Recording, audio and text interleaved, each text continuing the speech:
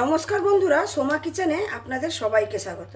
আজকে আবারও একটা নতুন রেসিপি নিয়ে আপনাদের সামনে চলে এসেছি। আজকে আমি বানিয়ে দেখাবো ট্যাংরা মাছের ঝাল। এগুলো হচ্ছে সামুদ্রিক ট্যাংরা, খুবই বড় সাইজের। এই ট্যাংরা মাছের ঝালের রেসিপিটা স্কিপ না করে প্রথম থেকে শেষ পর্যন্ত দেখার অনুরোধ রইল। যদি ভালো লাগে তাহলে অবশ্যই লাইক, শেয়ার, কমেন্ট এবং সাবস্ক্রাইব করে আমার পাশে থাকবেন। তবে চলুন বেশি কথা না বাড়িয়ে রেসিপিটা শুরু করা যাক। এই ট্যাংরা মাছের ঝালের জন্য আমি এখানে ট্যাংরা মাছগুলোকে সুন্দরভাবে কেটে বেছে ধুয়ে নিয়েছি। এবার মাছগুলোতে আমি লবণ আর হলুদ মাখিয়ে নেব।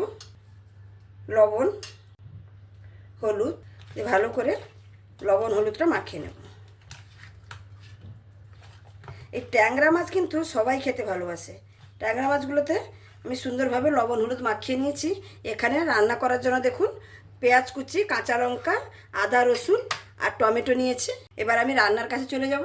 এখানে রান্নাটা করে নেওয়ার আগে একটা মশলা করে নেব। তার জন্য এখানে দিয়ে দেবো 1 চামচের মতো জিরে,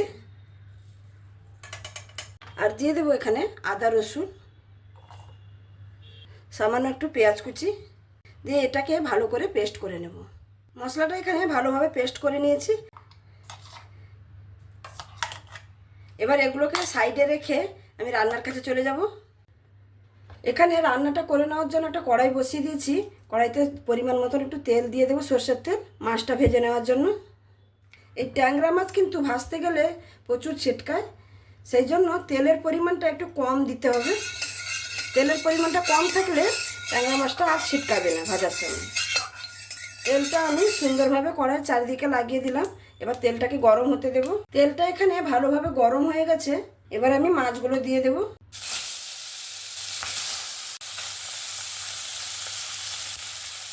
এই তেলটা এরকম কম দিলে দেখেছেন ট্যাংরা মাছ কিন্তু ফাটবে না।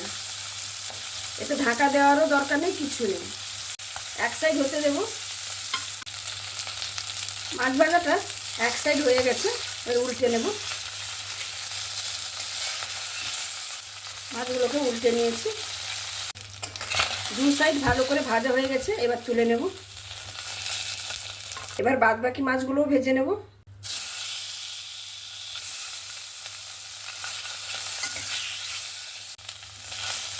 এই মাছগুলো ভাজা হয়ে গেল, তুলে নেব।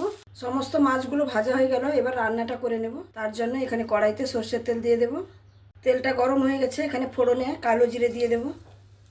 কালো জিরেটা সুন্দরভাবে ফুটে গেছে। এবার পেঁয়াজ দিয়ে দেব।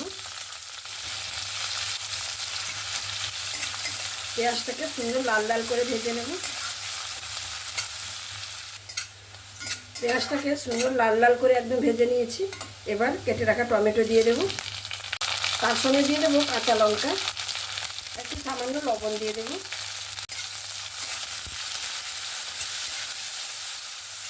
লবণটা দিলে টমেটোটা একটু সুন্দরভাবে সেদ্ধ হয়ে যাবে। পেঁয়াজ, টমেটো, কাঁচা লঙ্কা ভালোভাবে ভাজা হয়ে গেছে। এবার বেটে রাখা মশলাটা দিয়ে দেব।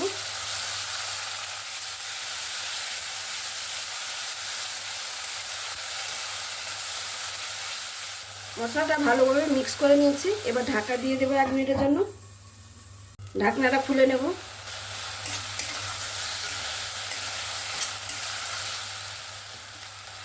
এখানে মশলাটা ভালোভাবে কষিয়ে নিয়েছি। আদা রসুনের কাঁচা গন্ধটা চলে গেছে।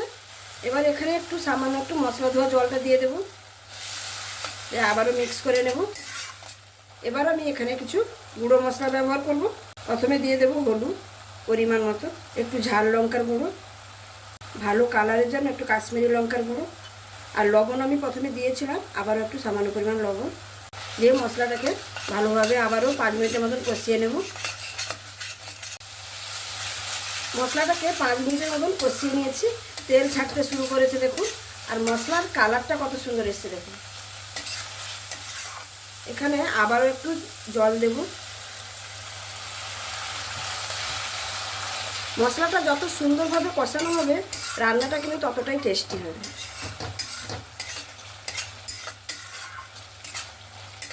মশলাটা এখানে সম্পূর্ণভাবে কষিয়ে নিয়েছি।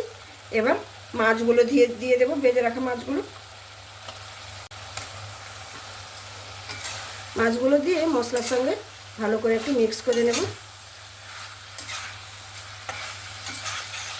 ভালো ভালো করে মিক্স করে নিয়েছি। এবার পরিমাণ মতন জল দিয়ে দেব।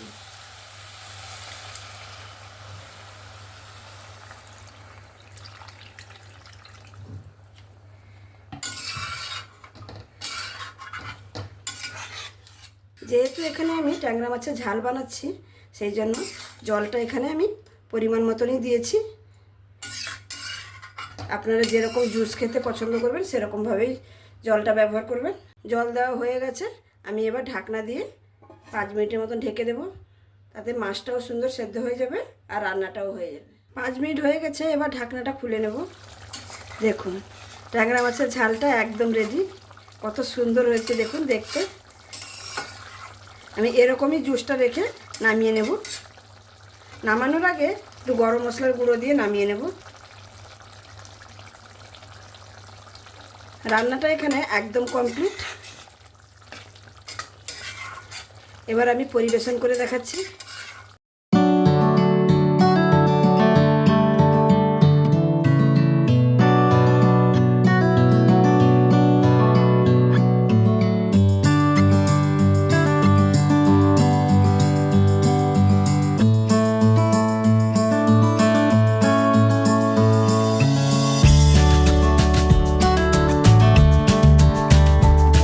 তাহলে বন্ধুরা দেখতেই পেলেন ট্যাংরা মাছের এই ঝালের রেসিপিটা। দেখতে দেখুন কতটা সুন্দর হয়েছে। দেখতে এতটা সুন্দর হয়েছে, খেতে তো অসাধারণ অসাধারণ স্বাদের হয়। একবার এরকম ট্যাংরা মাছ পেলে আমার মতন করে একবার বাড়িতে বানিয়ে দেখবেন। আশা করি খুবই ভালো লাগবে।